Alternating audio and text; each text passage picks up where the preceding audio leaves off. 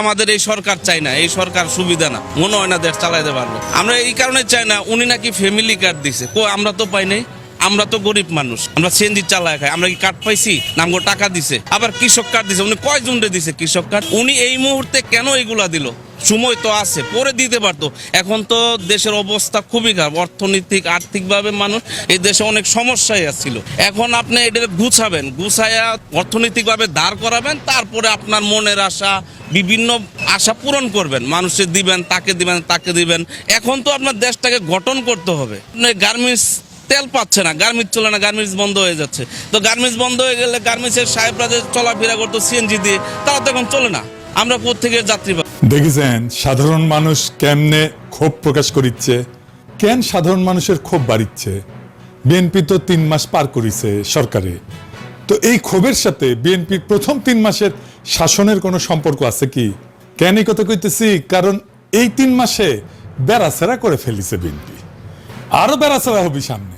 আমির খসরু ওই যে ইন্ডিয়ান মালডা অমিত শাহের সামনে কুজা হয়ে দাঁড়ায় থাকে না, পেন নাম করে, ওইটাই উই কইছে ইকোনমি ঘুইরা দাঁড়াইতে 2 বছর সময় লাগবে। আর অর্থনৈতিকভাবে একটা ভীষণ আমরা ঋণাত্মক অবস্থায় আছি। এখান থেকে প্রথমে এখান থেকে বের হতে হবে, তারপরে অর্থনীতির সামনের দিকে যাবে। আপনারা নিশ্চয়ই লক্ষ্য করেছেন, আমি বলছি 2 বছর সময় লাগবে অর্থনীতি ঘুরে দাঁড়ানোর জন্য। দেখেছেন 2025-এর জুন মাসে এই ইন্ডিয়ান মালটাই কইছিল এখান থেকে ঘুরে দাঁড়াইতে একটা নির্বাচিত সরকার হইতে হবে, কারণ দেশে নাকি মাজুল অবস্থা, রিজার্ভ নাই, ফরেন কারেন্সি নাই, এই নাই ওই নাই। ইন্ডিয়ান মালটা কইছিল বিএনপি ক্ষমতায় গেলে 18 মাসে কয়েক কোটি চাকরি সৃষ্টি করবে। ওরে জিগায়ন তো, কথাটা কইছিল নভেম্বর 2025-এ, মানে নির্বাচনের 3 মাস আগে। তো সে আগেই জানতো তো দেশের ইকোনমি অবস্থা মাজুল, ওই তো নিজেই কইছে। তখন কইছিল যে কয়েক কোটি চাকরির বাস্তবায়ন পরিকল্পনা নাকি হয়ে গেছে। তাহলে এখন ইকোনমি ঘুরে দাঁড়ানোর কথা আসতেছে কেন? নির্বাচন হইলে তো সব ঠিক হয়ে যাওয়ার কথা, ঠিক কিনা? কয়েক কোটি চাকরির ব্যবস্থা করতে হবে। ইকোনমি কি অবস্থা আছে ওইটা আমাদের দেখার বিষয় না। বিএনপির লোকেরা আওয়াজ দিতেছে ইকোনমির অবস্থা খারাপ তো ইলেকশনের আগে জানতা, এখন চিক্কর পারো কেন? বাংলার লুথার কিং এর অর্থ পরিকল্পনা উপদেষ্টা রাশেদ আল তিতুমি সাহেব একটা কথা বারবার কইতেছেন, বিদেশি সাংবাদিকদের কইতেছেন, দেশি মিডিয়ায় কইতেছেন। কথাটা হইলে আমরা একটা ভঙ্গুর অর্থনীতি পাইছি। হ্যাঁ, ইংরেজি যেহেতু কইছে তাহলে ঠিকই কইছে। বাংলায় হইতেছে আগের সরকার রেখে গেছে একটা ভঙ্গুর অর্থনীতি, দুর্বল প্রতিষ্ঠান, এবং তার ফলে স্থবির হয়ে পড়া বিনিয়োগ পরিবেশ। আগের সরকার তো প্রফেসর ইউনূসের সরকার। আচ্ছা, আমরা দেখবো নি প্রফেসর ইউনূসের সরকার কেমন ভঙ্গুর অর্থনীতি রেখে গেছিল।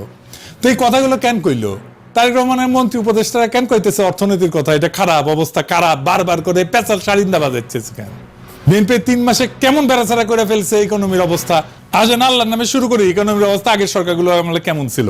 আমি হাসিনার সরকারের আমলের কথা বিবেচনা নিতেছি, তাহলে বোঝা যাবে বিএনপি কেমন করিচ্ছে। হাসিনার আমলে আইএমএফ $4.7 বিলিয়ন লোন প্যাকেজ অনুমোদন করেছিল।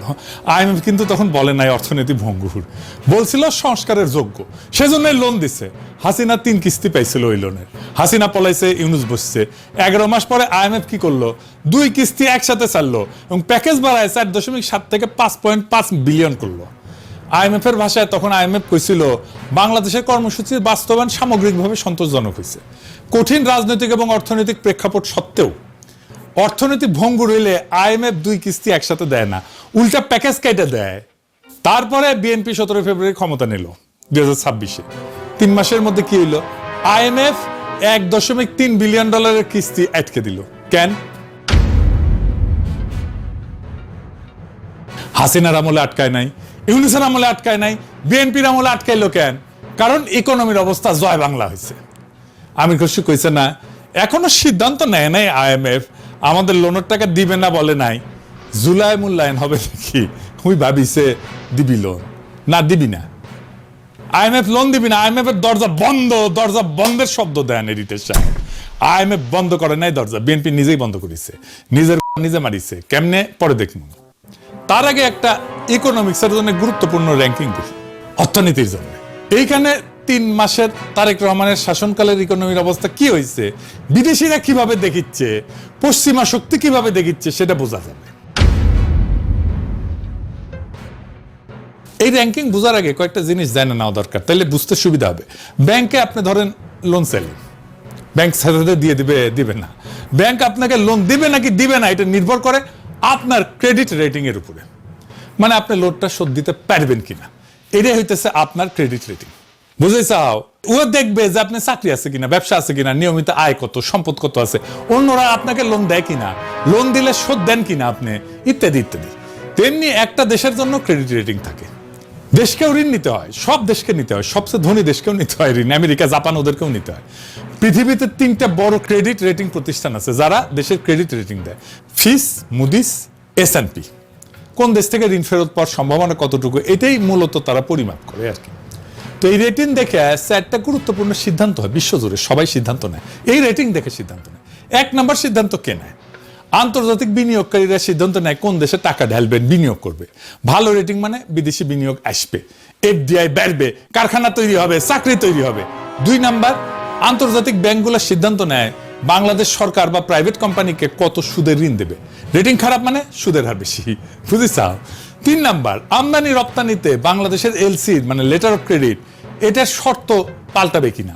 রেটিং খারাপ মানে বিদেশি ব্যাংকগুলো বাংলাদেশের ব্যাংকের LC গ্রহণ করতে চায় না, বলে অ্যাডভান্স পেমেন্ট করো, কনফার্মেশন ফি বাড়ায়, মানে গার্মেন্টস, ওষুধ, ইলেকট্রনিক্স যা যা আমদানি করা হয় সবার খরচ বেড়ে যায়। 4 নাম্বার হইতেছে IMF, বিশ্বব্যাংক, ADB, এদের সিদ্ধান্ত ফিচের রেটিং একটা সূচক হিসেবে কাজ করে। ঋণের শর্ত এবং সহজলভ্যতা সবই প্রভাবিত হয় ফিচের রেটিং দিয়ে। মানে ফিচের একটা সিদ্ধান্ত মানে বিদেশি বিনিয়োগ, ঋণের সুদ, আমদানি ব্যয় এবং ঋণ পাওয়ার সম্ভাবনা 4টাতেই প্রভাব পড়ে। আর ফিচের আর একটা সুযোগ আছে যেটা রেটিং এর চাইতে গুরুত্বপূর্ণ, সেটা কি আউটলুক। এটা ভবিষ্যতের সংকেত বলে এই দেশের অর্থনীতি কোন দিকে যাইতেছে, কোন রাস্তায় যাইতেছে, স্থিতিশীল, ইতিবাচক না নেতিবাচক, বুঝেছাও। রেটিং একটা স্ন্যাপশট মানে একটা সময়ের ছবি, মানে নির্দিষ্ট সময়ের ছবি। আউটলুক মানে ট্র্যাজেক্টরি, কোন দিকে যাইতেছে, বুঝেছাও। তো আউটলুক যখন স্থিতিশীল, বিনিয়োগকারীরা তখন স্বস্তি পায়, রেটিং নামার সম্ভাবনা কম। আউটলুক যখন নেগেটিভ, তার মানে বোঝা যাচ্ছে আগামী 12 থেকে 24 মাসে রেটিং আরো নামবি, বিনিয়োগকারীরা দূরে সরে যাবে, ঋণের সুদ বাড়বি, দেশের অর্থনৈতিক ফাঁস টান টান হয়ে বসবে। এখন এই কাঠামো মাথায় রেখে বাংলাদেশের ফিচের ইতিহাসটা দেখি, ফিচ কি কি রেটিং দিছিল, কখন কি দিছিল, কেমন দিছিল সেটা। হাসিনার শেষ সময় 27শে মে 2024 ফিচ রেটিং দিল, নামাইছিল BB- থেকে B+ নামাইছিল। প্লাস মানে বেশি না, খারাপ, কিন্তু আউটলুক রাখছিল স্থিতিশীল। IMF লোন দিছে ইউনুসের আমলে 22শে মে 2025 ফিচ B+ এটা রাখছিল, আউটলুক স্থিতিশীল রাখছিল। রেমিটেন্স 28% বৃদ্ধি পাইছিল, গার্মেন্টসের রপ্তানি 10% বৃদ্ধি পাইছিল, সব ফিচ স্বীকার করেছে। বিএনপি বিজয়ের পরপরই ফেব্রুয়ারি 2026-এ ফিচ কইছিল যে B+ ঠিক আছে, স্থিতিশীল, বহাল রাখছে। ফিচ বলছিল যে 12 ফেব্রুয়ারি নির্বাচন স্বল্প মেয়াদী রাজনৈতিক এবং নীতিগত অনিশ্চয়তা কমাইছে, মানে পজিটিভলি দেখছিল, ইতিবাচক ভাবে দেখছিল। 17 এপ্রিল 2 মাস পরে IMF কইল তোমার ঋণের যে কিস্তি বাকি আছে যেটা ছিল তা দিমু না, কারণ তুমি সংস্কার করতেছো না। তার 3 সপ্তাহ পরে 13 মে 2026 বিএনপি 85 দিনের মাথায় বাংলাদেশের আউটলুক স্থিতিশীল থেকে নেতিবাচক করে দিল, ফিচ ধপাস করে পড়লো। 3 মাস যা নাই, স্থিতিশীল থেকে নেগেটিভ করলো। তো ফিচ কেন এই সিদ্ধান্ত নিল?